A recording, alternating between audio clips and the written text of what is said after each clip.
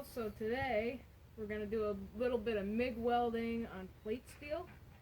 This is the plate steel right here. It's not quite prepped yet. I'm going to show you how to prep it first, and then we're going to MIG weld it. So before we start the demonstration, there's a couple of facts I want to let you know about before we get started here. MIG itself, it stands for metal inert gas. The welder that I'm using today is a flux core welder.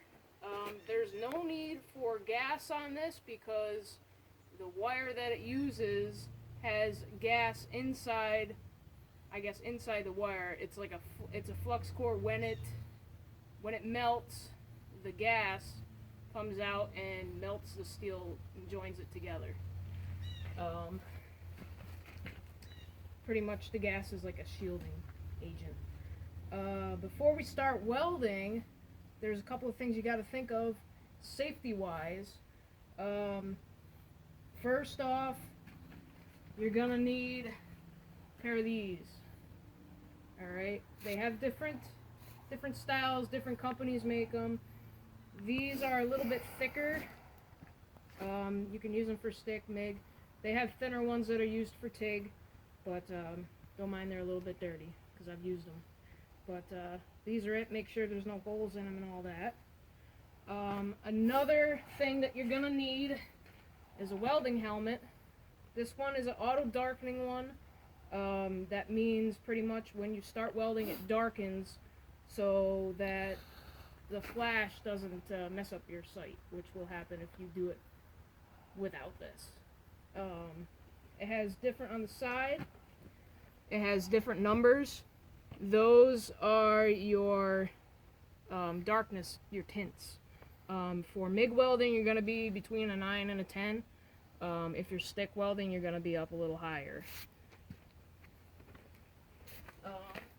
For welding, you're not going to want to wear sneakers. You're going to want to wear leather boots. Any type. These are Dickies. Doesn't really matter. They're a little bit more flame resistant than a pair of sneakers. And also, you're going to want a pair of safety glasses underneath your welding helmet, just to protect your eyes a little bit more. These are DeWalt, but yeah. And then for your area, you're going to want to check around your area and make sure there's nothing flammable. To prepare your surface, you're going to want a grinder with a grinding wheel. This is plugged in right now. I'm going to grind off where I'm going to weld so I get a better contact with the wire. So let me demonstrate that right now. So make sure, before you do that, make sure you got your safety glasses on and a pair of gloves. They don't have to be welding gloves, but a pair of gloves so you don't get sparked or anything like that. You don't get any burns from the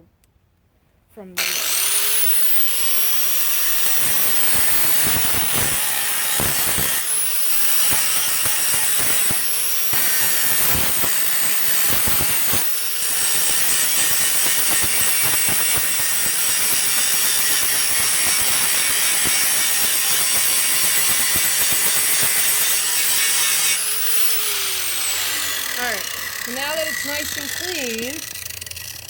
clean, we can start kind of getting it ready to weld. Let me fix this here. So actually, I'm going to clean off a spot to hook my ground for the welder. So I can get this started again.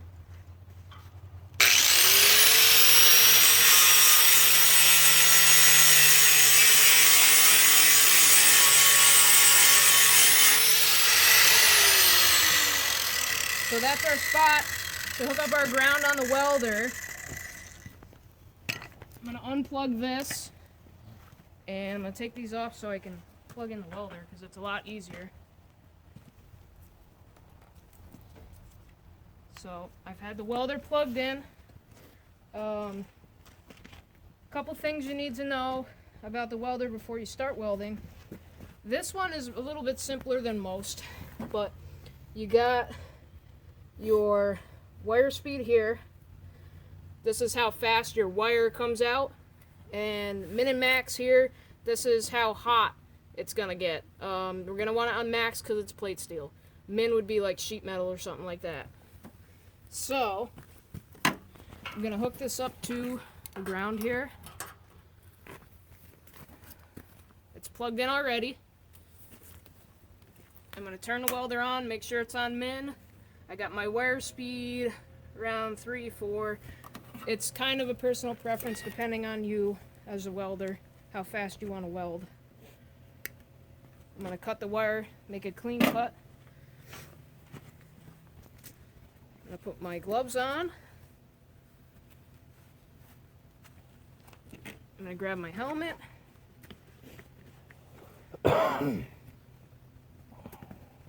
gonna put that on. Tighten it down so it doesn't come off while I'm welding. And this is where I'm gonna show you how to do a butt weld. So here we go.